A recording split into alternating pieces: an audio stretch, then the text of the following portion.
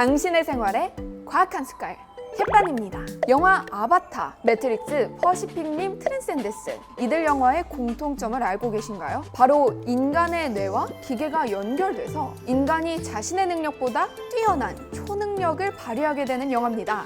영화 아바타에서 주인공 제이크 설리는 휠체어를 타는 하반신 장애인입니다.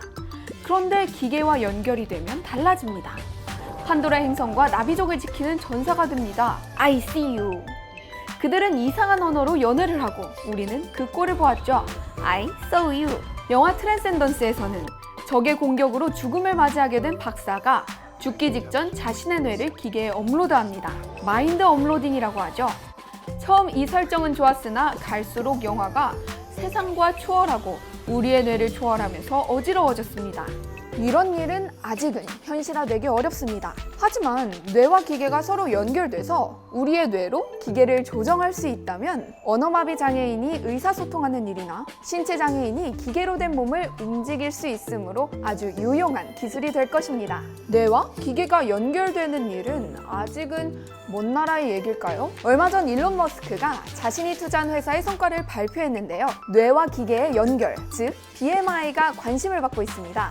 뇌과학이나 인공지능에 관심이 있는 사람이라면 한 번쯤은 들어봤을 단어죠. BMI는 Brain Machine Interface, 즉 뇌-기계 인터페이스, BCI는 브레인 컴퓨터 인터페이스의 약자로 뇌와 컴퓨터의 연결을 의미합니다. 이들 기술은 궁극적으로 생각만으로 기계를 조정한다는 목표를 갖고 있습니다. 앞으로 장애인들에게 특히 유용한 기술이 될 것으로 보입니다. 한편 뉴럴링크 CEO 일론 머스크는 우주 로켓을 만드는 스페이스 X와 전기차를 만드는 테슬라 모터스의 CEO로 20대 초반부터 사업에 뛰어들어 여러 차례 커다란 성공을 거둔 사람입니다. 그는 20대 후반에 이메일 결제 서비스 페이팔과 자신의 회사를 합병합니다. 페이팔은 그의 나이 31살인 2002년에 이베이에 팔리는데요. 자그마치 15억 달러, 우리 돈 1조 8,165억 원에 팔렸다고 합니다. 그는 대중들에게는 영화 아이언맨의 토니 스타크의 모델이라고 알려져 있고 미래 기술 산업에 관심이 높습니다. 요즘 일론 머스크는 스페이스 X를 통해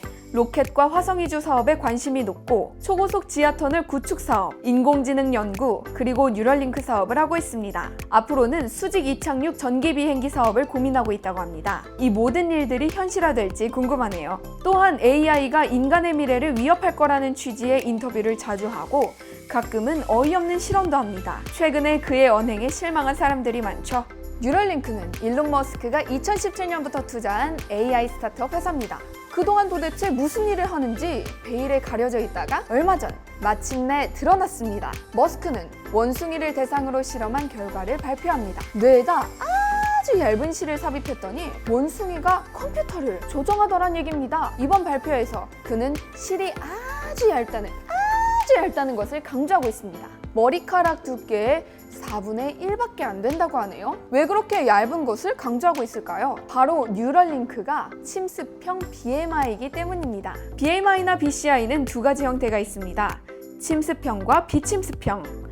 침습형은 영어로 invasive type, 즉 뇌에 상처를 입히는 형태란 뜻입니다. 침습형 BMI는 뇌를 열어서 상처를 내므로 부작용 우려가 있기 때문에 일론 머스크는 아주 얇다고 강조하는 것입니다. 또한 머리카락과 비교하는 이유는 딱딱한 바늘처럼 생긴 전극 소재가 아니라는 것을 강조하려는 의도입니다. 지난 시간에 다룬 폴리머, 즉 고분자 소재로 되어 있다고 말하며 소재가 부드럽다고 말하고 있습니다. 뇌에 부작용이 없거나 있더라도 최소화된다라는 걸 강조하려는 의도죠. 아무리 얇고 부드러운 소재라고 하더라도 어쨌든 머리를 열고 이것을 넣어야 합니다.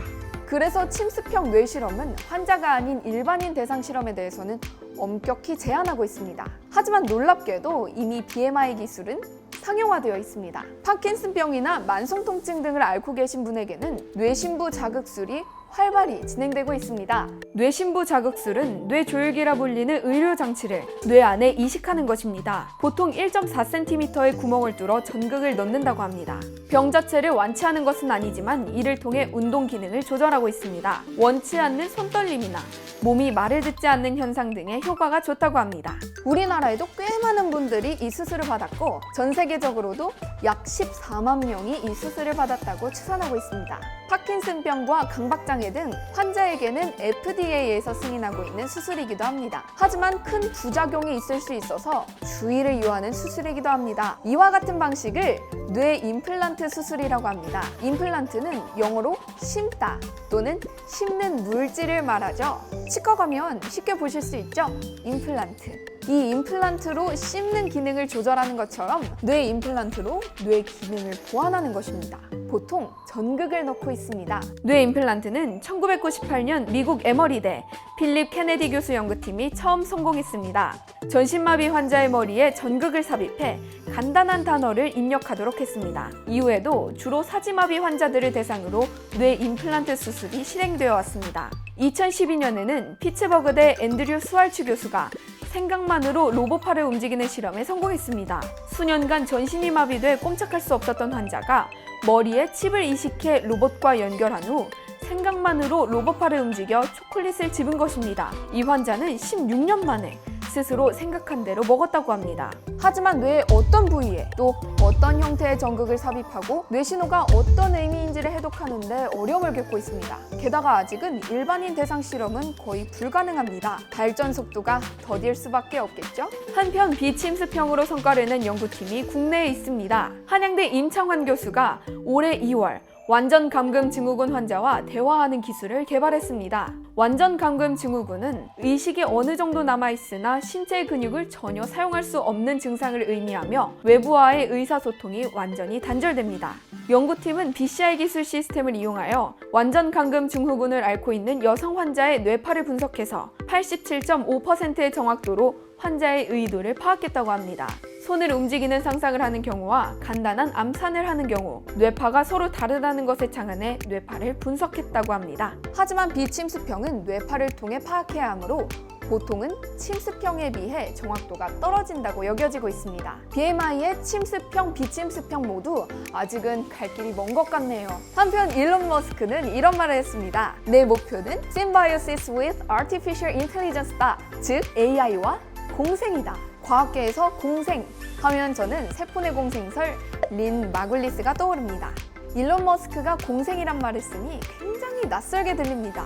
더군다나 AI와 인간의 공생이라니 좋습니다. 하지만 꼭 우리 뇌에 기계를 심고 우리가 기계화가 되어야만 공생할 수 있는 걸까요? 인간과 AI의 공생에 대해 생각해보는 계기가 됐으면 좋겠습니다. 자, 이렇게 이야기했지만 여러분의 뇌에 구독 임플란트는 심어주세요. 나와 여러분들의 즐거운 공생, 구독과 좋아요 꼭 눌러주세요.